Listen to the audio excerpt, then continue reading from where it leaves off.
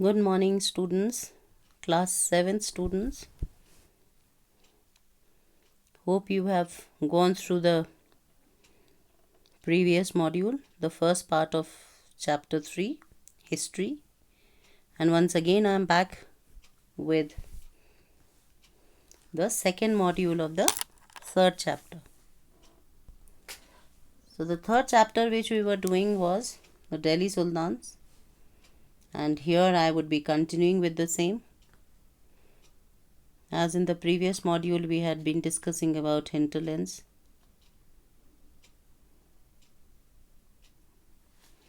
And one coming of the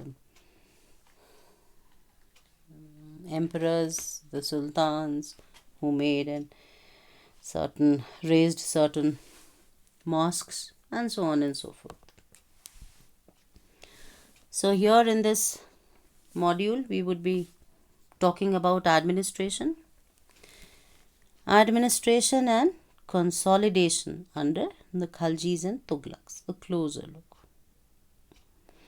Now, as it suggests, the Khaljis and Tughlaqs continued to use Bandagan and also raised people of humble birth, who were often their clients, to high political positions.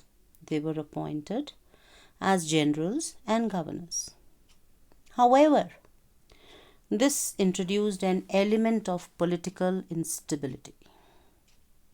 Slaves and clients were loyal to their masters and patrons, but not to their heirs. So now the term Bandagan were used by the so-called emperors.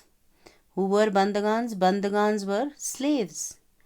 Actually, the slaves purchased for military services and carefully trained to handle important political offices.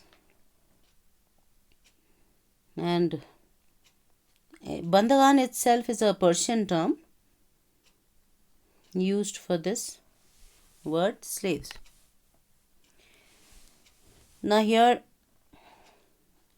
some of them are shown here in a clipping of a sultan is also shown. Then at the same time, when we talk about the consolidation and administration, the Khalji and Tughlaq monarchs appointed military commanders as governors of territories of varying sizes. These lands were called Iqta and their holder was called Iqtadar or Mukti. The duty of the Muktis was to lead military campaigns and maintain law and order in their Iqtas. Now, the term Iqta, what does it implicate? Iqtadars were the head of provinces, and they were also called as nobles. But when we say Mukti or Iqtas, it's all the more same. They were the holders of land assignments.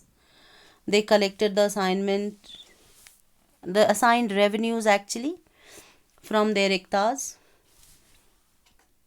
And the Mukti collected the revenues of their assignments as salary. They also paid their soldiers from these revenues.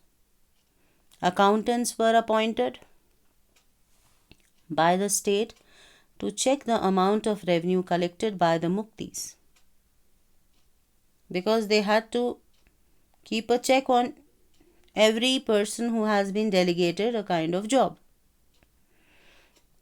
So under Alauddin Khalji, the state brought the assessment and collection of land revenue under its own control. The sultans, administrators measured the land and kept careful accounts. So somehow when we say that who started Iqtadari or Iqta system, it was Iltutmish. He established the Iqta system, and that was precisely based on Muhammad Ghori's ideas. And its main function was to collect the taxes. So now the taxes which had to be implemented, before this we need to know that the Delhi Sultans brought the hinterland of the cities under their control, and they forced the landed chieftains, the Samantas, and the rich landlords to accept their authority. And under Alauddin Khilji, the state brought the assessment and collection of land revenue under its complete control, wherein the rights of the local chieftains to levy the taxes, levy means to imply the taxes, impose taxes, were completely cancelled. They were also forced to pay taxes. And it was then that the Sultan's administrators measured the land and kept careful accounts. Some even served as revenue collectors. So there were types of taxes which were implemented, and there were precisely three types of taxes. First one on the cultivation, called kharaj. Kharaj and khams, there are two types of taxes, but here we are talking about kharaj. On cultivation, called kharaj, and amounting to about 50% of the peasants' produce. And the other one is on the cattle. And after that, what is the third one? Third one was, it was on the houses. So this was, when we talk about this taxes which were levied upon, in fact, kharaj, what they are talking about, it is a type of individual Islamic tax on agricultural land and its produce. This is completely monitored by Islamic law. Kharaj. It was the tax on agrarian land owned by non-Muslims, and it was quite distinct. Now talking about Mongol invasions. Mongol invasions in Delhi Sultanate has its own relevance. When we say so, the Mongols under Chengiz Khan invaded Transoxiana in northeast Iran in 1219, and the Delhi Sultanate faced their onslaught soon after. Now, Mongol attacks on the Delhi Sultanate increased during the reign of Alauddin Khilji and in the early years of Muhammad Tughlaq's rule. This forced the two rulers to mobilize a large standing army in Delhi, which of course posed a huge administrative challenge. Now talking about Mongol invasions. Mongol invasions, they are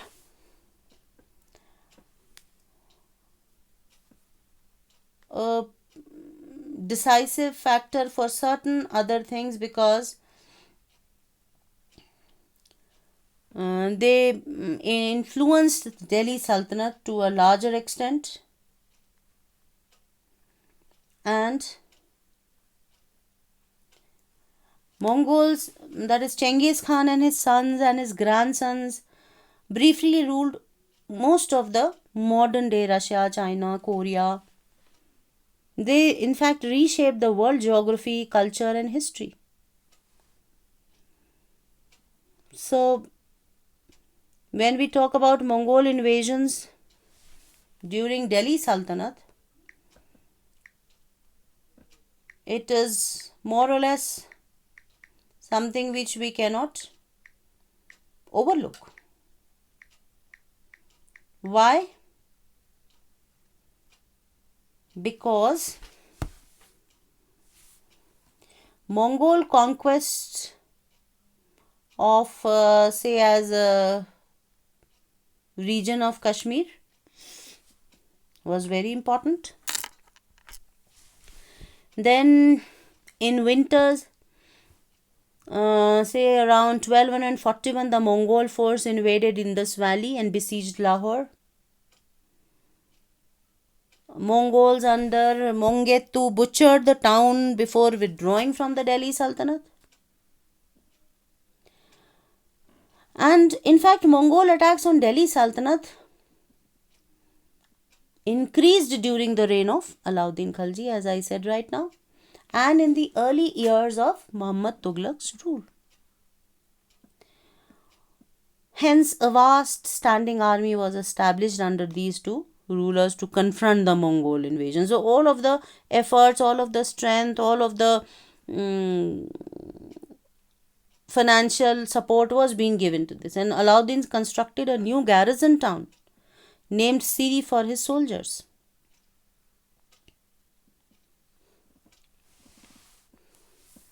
And as the word itself depicts, Genghis Khan, he was a Mongolian ruler who became one of the world's most powerful military leader, who joined with the Mongol tribes and started the Mongol Empire. The meaning itself, like the meaning of Genghis, means universe ruler. So itself is quite loud about it. Meaning. Now coming to another section that is equally important, that is about Sher Shah Suri. Sher Shah Suri has, to his credit, lot of advancement. Now,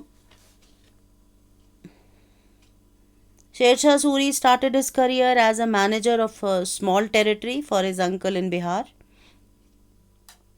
and eventually challenged and defeated the Mughal Emperor Humayun. He also captured Delhi and established his own dynasty, Sher Shah Suri, Suri dynasty. And this dynasty introduced an administration that borrowed elements from Alauddin Khalji and made them more efficient.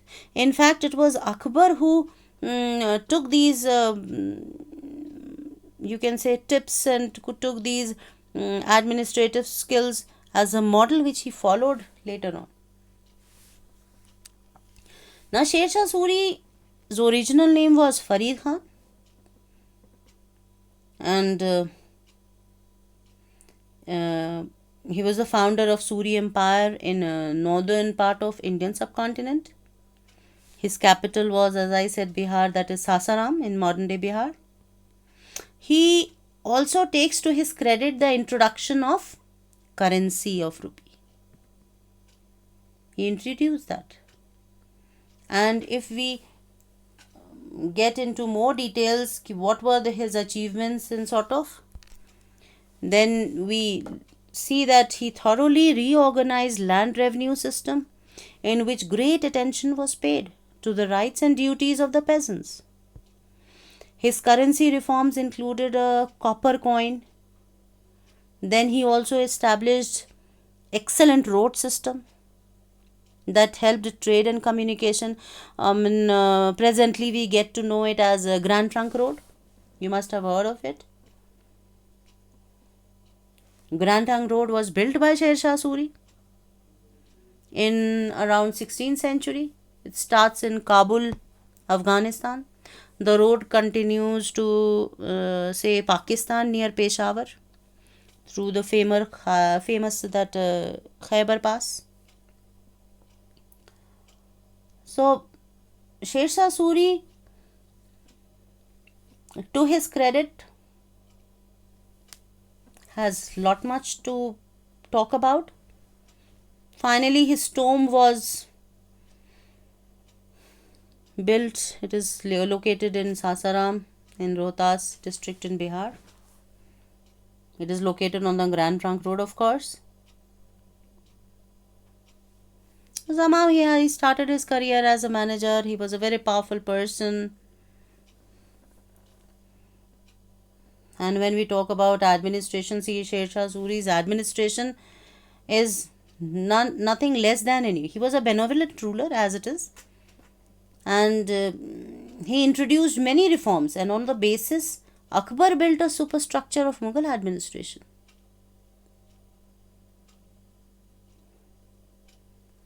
So, when we talk about Sher Shah Suri, immediately it comes to our mind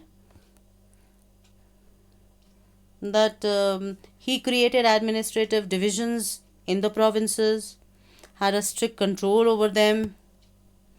He also administered an efficient revenue system. So he had complete control over his administration in every way, and he was quite capable. We can say very able ruler. Now, coming to officials of Sultan Muhammad Tughlaq. These are the few names, terminologies. Aziz Khummar, wine distiller. Firoz Hajjam, barber. And Manka Tabakh, cook. Ladha Pira, two gardeners. These were the names which were given to the officials of Sultan Muhammad Tughlaq. Although Ziauddin Burni, 14th century chronicler, he reported that their appointments were the sign of Sultan's loss of political judgment and his complete incapacity to rule. Although it had not much of the meaning, but yes, to his credit, we say that he had appointed these officials so as to strengthen his administration. So, with this, we get along with the chapter itself. And Sher Shah Suri, I have told you still other aspects of Sher Shah Suri in person. And to his credit, what all he had to his credit, of course, that is none less than administration and all. So, with this, we reach to the end of the chapter, and of course, it calls for an assignment. I hope the assignment which I have given for the previous chapter, you are working on it.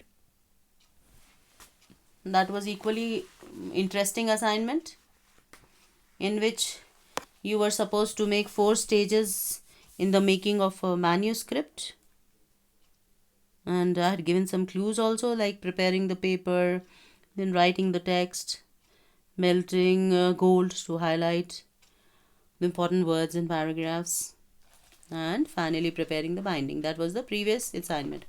Now here in this assignment, I am giving you to make a PowerPoint presentation. I hope you will be able to do it. My class 7 students are quite competent, and the topic is rulers of Delhi Sultanate. Now see, what you have to do is here, you have to make PowerPoint presentation, that is different slides, and the time period from where you will start, that is 1206, that is Qutbuddin Aibak, that is Mamluk dynasty. Mamluk dynasty or slave dynasty happens to be the same. Then proceeding with to Khalji dynasty, then Tughlaqs, Sayyids, and finally, what was it? Lodi dynasty. Right? So, you spend some time looking and searching for the details, although certain references are given in your NCERT book, but that may not suffice the purpose. So, you need to look for this on net, and when you look for the rulers of Delhi Sultanate, you will get along, because in fact in your textbook I think it is starting from Rajputs, when they have started from Tomars and Anangapal and all that, Prithviraj Chauhan, but here what I am suggesting you is from early Turkish rulers. So they were Mamluks, slave dynasty. Qutbuddin Aibak, then Shamsuddin al-Tutmish, then Razia, then Ghiyasuddin Balban. What you have to do, you have to make the slides naming these rulers and the significant achievements, you can say, in whatever field. Maybe administration, maybe their rulership, maybe their campaigns, military campaigns, and what all is to their credit, that you can include in your slides. Like Muhammad Tughlaq for constructing garrison towns. Then it was like Alauddin Khilji, if we talk about, he was into Iqtidari system and Iqtidars. Then Muhammad Tughlaq paid his soldiers the salaries, that is token currency. So these you can include in this administrative measures. And finally, I think you'll be able to make it and you'll enjoy doing the PowerPoint presentation. It should not be less than 8 to 10 slides minimum.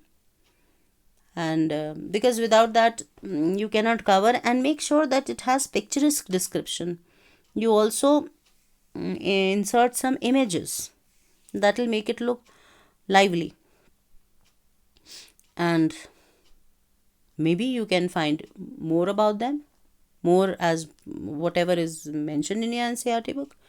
So this is the thing which you have to explore, and you have to make that presentation. Time limit, there is no time limit. Whenever you happen to complete it, you can post it in the student section in the Google Classroom.